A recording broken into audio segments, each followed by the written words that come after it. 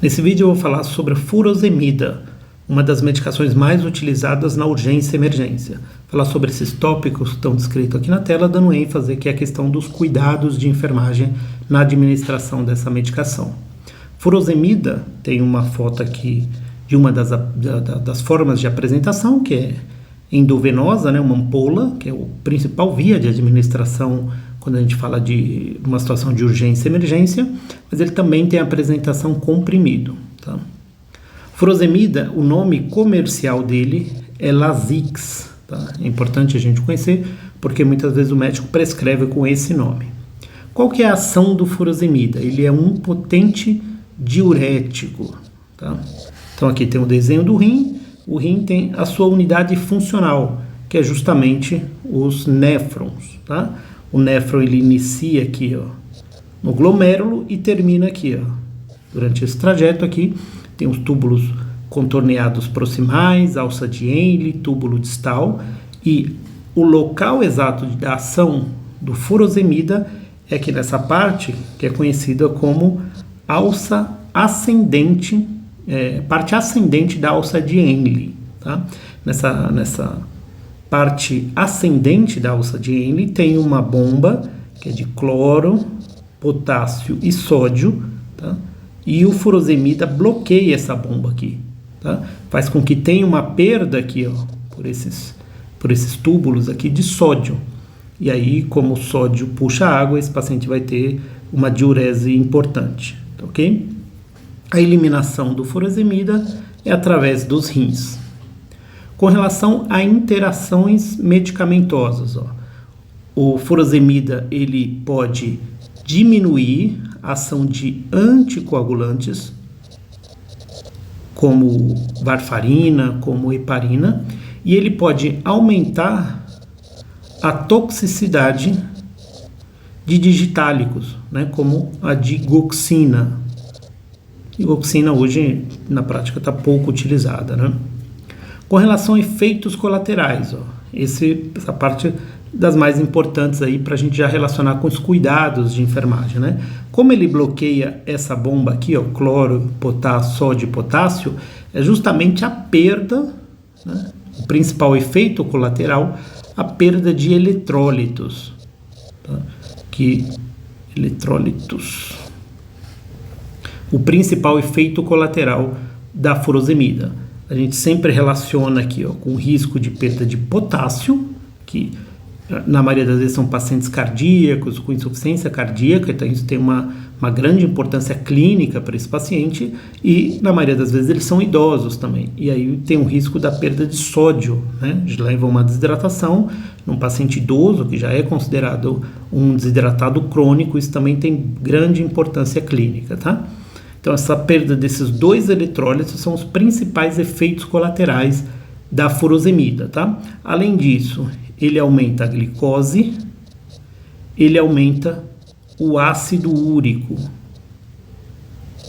Um paciente que tem gota pode piorar essas crises aí do ácido úrico. Com relação aos usos, né? Quais as indicações, quando que o médico prescreve geralmente o furosemida? É justamente o paciente da insuficiência cardíaca congestiva, que ele tem a sua complicação ali dessa doença, o edema agudo de pulmão.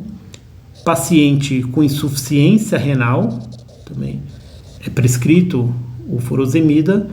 Crises hipertensivas, né? Hipertensão arterial sistêmica ali, uma crise de urgência, né? De hipertensão.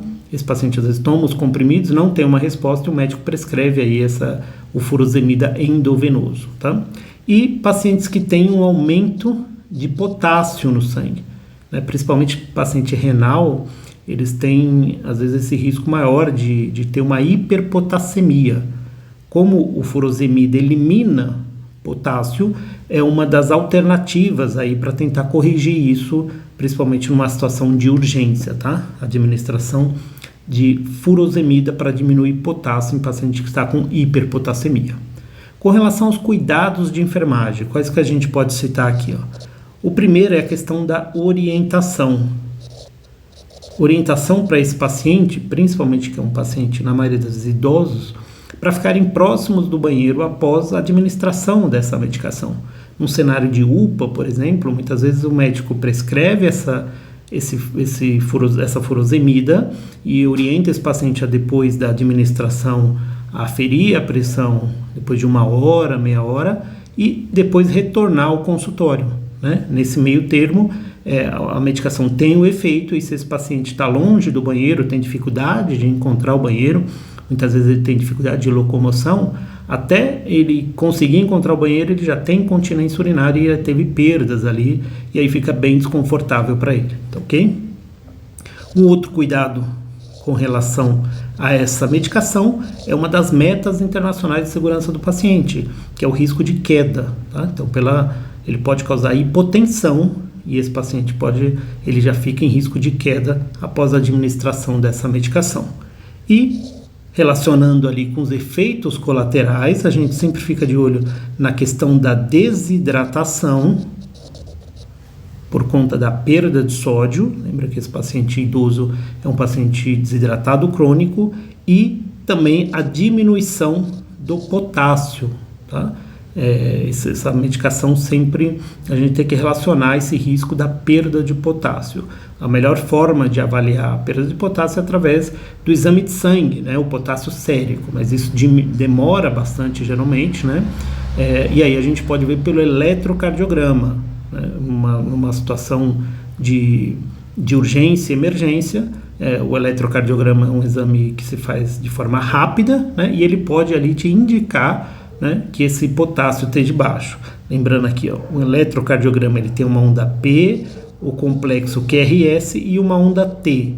A onda T ela é positiva, porque ela está acima dessa linha de base, e ela é assimétrica, assim, como se fosse uma lombada, digamos, meio torta, assim. No caso de hipopotassemia, essa onda T ela fica invertida, ela fica como uma forma de onda U. Tá? É uma indicação que esse potássio esteja baixo. Então, esses são os principais cuidados de enfermagem com relação ao furosemida.